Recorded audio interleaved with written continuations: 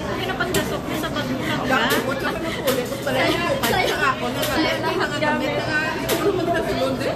Kaya nga ako niya nga itong sa kalo, ito sa mag-swimming to, wala mo nagiging balik sa ako. Pagkapit ko nga siya. Kita mo gid lang, ako man to bala. Alam ko ba? Ako na pala, sombrero. Dalawa katawan mo eh. Sa ako daan. Sabi ko naman, ayaw ko matira. Si Angel niya, dalawa rin eh. Sabi niya, bakit Tamad bumalik. Sabi niya, bakit daw dalawa? Eh, dalawa katawan ko eh. Tama. Correct answer, correct answer. Dalawa yung katawan. Kanya nga dalawa. Bakit kayo ganyan? Nagdadala kayo ng hindi nyo gamit? Sorry naman, sorry naman. Bakit?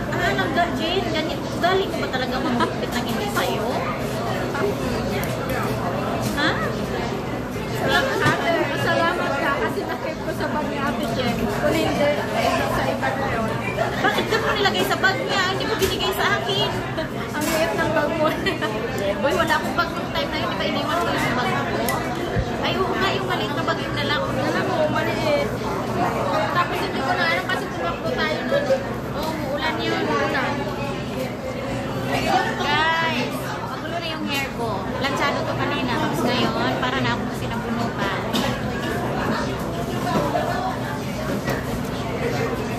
Kamot-kamot time.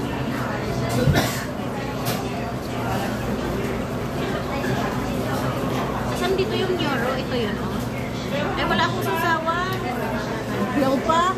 Ay, hilaw pa yan? Ay, bakit kanina pa ito kumukulo eh?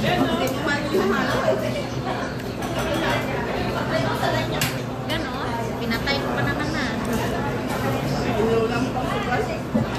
Dito mo kasi. Hey guys!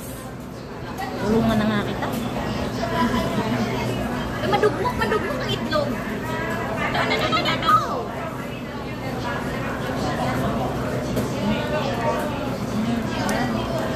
Ayaw ko ng itlog na durog.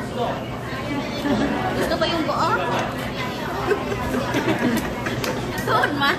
Kala ko gusto mo yung bugo.